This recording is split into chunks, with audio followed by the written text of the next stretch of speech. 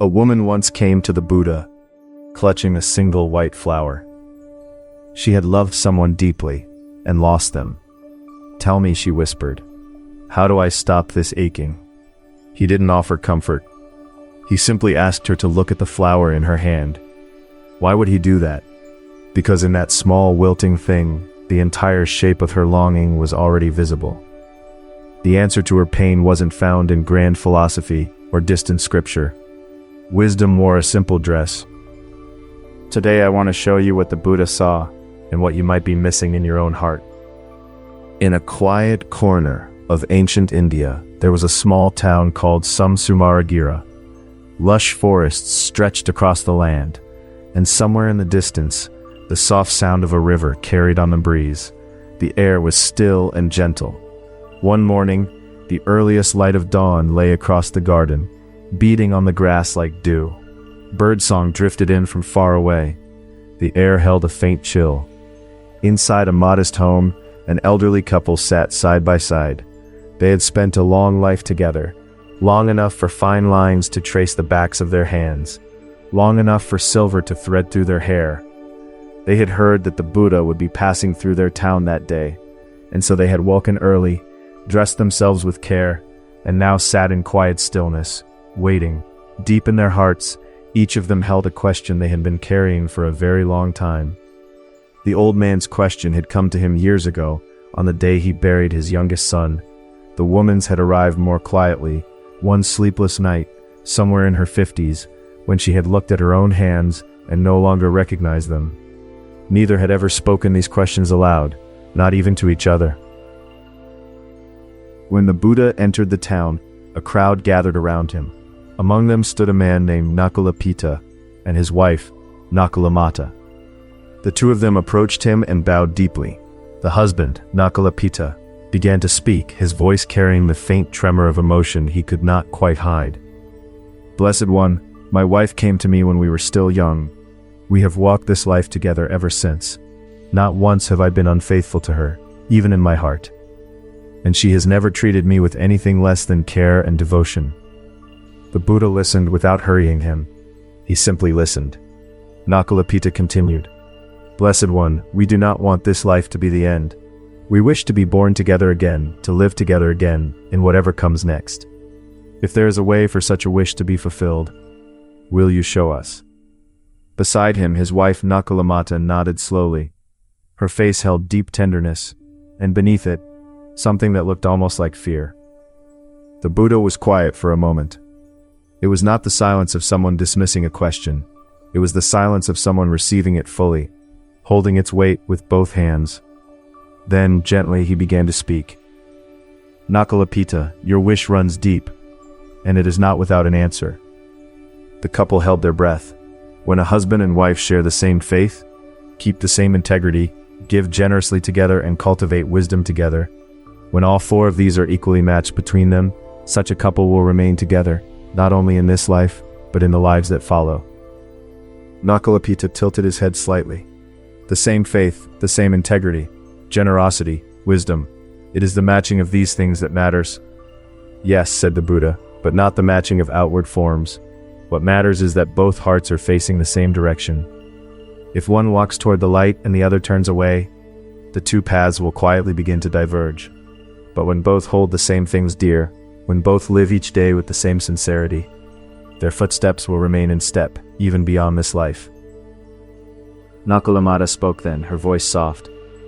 "Blessed One, does that mean we must simply agree with each other, that I should bend myself to my husband's will?"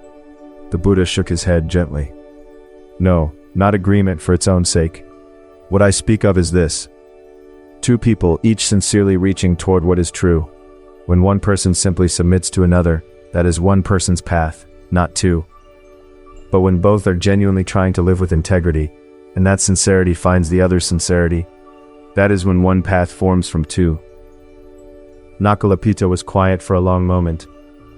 Then, without a word, he reached over and took his wife's hand. The Buddha looked at the two of them and said in closing, "The wish to be together in the next life always leads back to how you are living in this one. That is what shapes what comes next." Nakulamata looked down at her husband's hand holding hers. and something in her face softened. Not with relief exactly, but with the quiet recognition of someone who has just been told that what they already have is enough. Nakulapita did not speak. He simply pressed her hand a little more firmly, as a man might steady a lamp against the wind. How did that story land for you? I want to be with you in our next life too. It's a wish born from deep love, from the ache of having walked beside someone for so long that the thought of being without them is almost unbearable. There is nothing wrong with that wish, nothing at all. But the Buddha's answer didn't simply confirm it, nor did he dismiss it. Instead, he quietly pointed to something beneath the wish itself. Let's stay with that for a moment. Hidden inside the wish to be together forever is a particular kind of fear. What if we're separated? What if I don't find you in the next life? Love and anxiety, it turns out, often grow from the same root. And here is where Buddhist thought invites us to look more closely. Why does that fear arise? Is it simply because separation is painful? Not exactly. The deeper source is a belief, often unspoken, often unexamined, that this love should last forever, that it must, that anything less would be a kind of failure. The fear of loss isn't caused by loss itself, it's caused by the part of us that insists this must not end. That insistence, that grasping, is where suffering quietly takes root. This isn't a criticism of love. Love itself is not the problem. But when we try to freeze love into a fixed shape, to lock it in place and say, it must always look like this, that is where suffering finds its opening. What the Buddha offered Nakulapita and his wife wasn't a technique for staying together across lifetimes. It was an invitation to ask, how are you living right now? Shared faith, sincere integrity, open-handed generosity, the cultivation of wisdom. But here's where the surface reading and the deeper reading part ways. What does it mean to share the same faith? It doesn't mean belonging to the same religious group or attending the same ceremonies. It means that at the core of how you live, what you value, what you're reaching toward, there is an alignment, a resonance. We naturally move toward what we hold most dear. When two people share that deep direction, even without spelling it out, their lives tend to lean toward each other, like two trees growing side by side. But when that inner compass points in different directions, small silences accumulate. Invisible distances form, even between people who smile at the same table. And there's one more thing worth sitting with. We tend to think of a couple as a fixed thing, a category, a status, a possession almost. My husband, my wife. The words carry a sense of something locked in place. But a relationship isn't a fixed object. It's something that has to be created, again and again, in the small moments between two people. Every act of listening, every honest word, every choice to be present. These are the moments in which being a couple actually happens. The wish to be together in the next life begins to look a little different. Not keep this fixed thing intact forever, but rather let today's sincerity give rise to tomorrow's connection. A natural continuation of what is being built right now in this life. And perhaps that is the quiet miracle hidden inside an ordinary day. The cup of tea made without being asked, the moment you chose not to say the sharp thing you were thinking, the hand reached for in the dark. These are not small gestures waiting to be replaced by something more significant. They are the relationship itself, assembled breath by breath. So how does all of this echo into our everyday lives? The ordinary modern lives most of us are actually living. Imagine this first scene. A couple who've been together for years has an argument. It started over something small, so small that neither of them can quite remember what it was. But that night, neither of them apologizes. They lie in the dark, backs turned, unable to sleep, and this happens more than once. Why won't they just understand me? Why is it always me who has to give in? The thoughts circle and circle. What does the heart want in that moment? It wants the other person to change, to realize something, to say, you were right. But the Buddha's teaching quietly asks a different question. Which direction are you facing right now? When we're focused on changing the other person, our gaze is pointed outward, at them. But the invitation to share the same sincerity turns that gaze inward, toward our own way of being. And something strange can happen when we stop trying to change the other person. We might suddenly notice how tired they look. We might recognize the slump in their shoulders and realize it looks a lot like our own. When that happens, something small might shift. No guarantees, but just redirecting that gaze from the other person back to ourselves can quietly change the feeling in the room. Here is a second scene. Someone has lost the person they spent their life with. The funeral is over. The ordinary days return, but the silence in the house has a new weight to it. They sit alone at the kitchen table, eating a meal they no longer have a reason to cook with care. Why did you have to go first? We should have had more time. These thoughts don't fade easily, and they don't need to. They are signs of how deeply that person was loved. But alongside the grief, there is also a grasping for what was, for what should have been. And Buddhism doesn't ask us to let go of grief. It doesn't say that stopping the tears is the goal. It does ask, gently, what did you build together? Shared faith, honesty, generosity, wisdom, whatever form those took between the two of you, that doesn't disappear when the body does. To carry forward the sincerity that person lived by, to let it shape how you move through your own days, that may be another way of remaining together. And a third scene. A newly married couple is arguing about the future, where to live, work, whether to have children, money. We see things so differently. Maybe we're just not compatible. Those words surface on a hard night. But when we say compatible, what are we actually measuring? Most often it's whether the other person fits the shape of what we already wanted, whether they conform to our picture.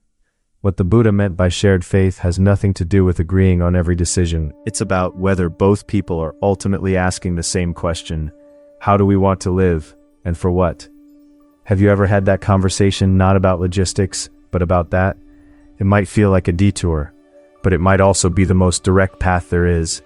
When two people can sit with that question together, not to solve it, but simply to hold it, something in the room tends to change. The argument doesn't vanish, but it finds its proper size. And sometimes in the quiet after, one of them will reach over and touch the other's hand without quite knowing why. Here is one small thing you might try. Just one, and nothing complicated.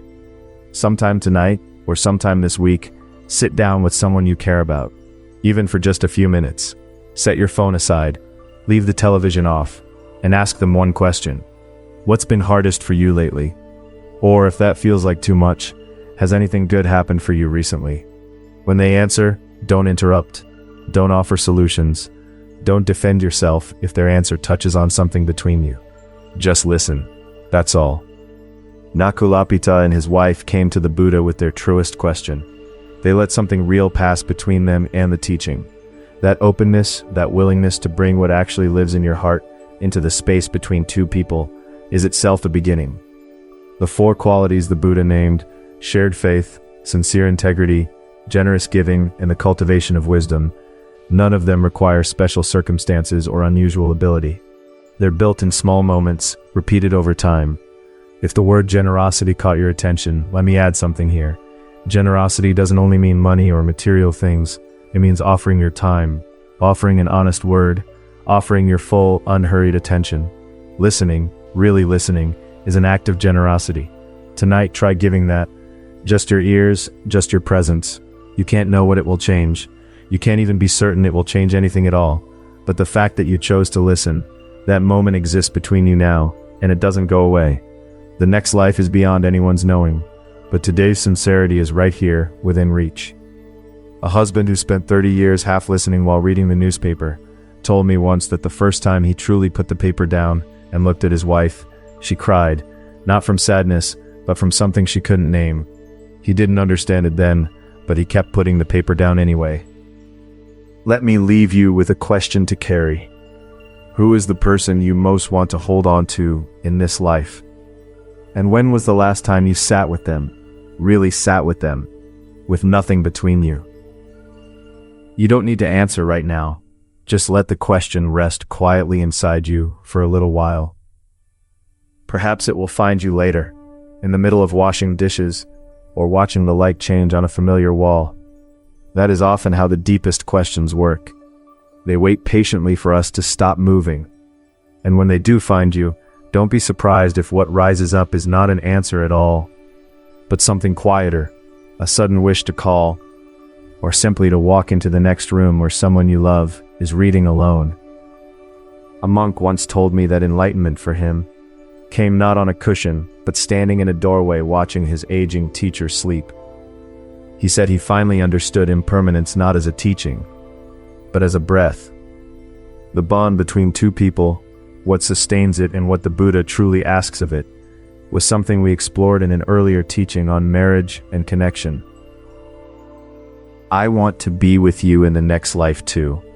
It is one of the most human wishes there is, to love someone so completely that even a single lifetime doesn't feel like enough.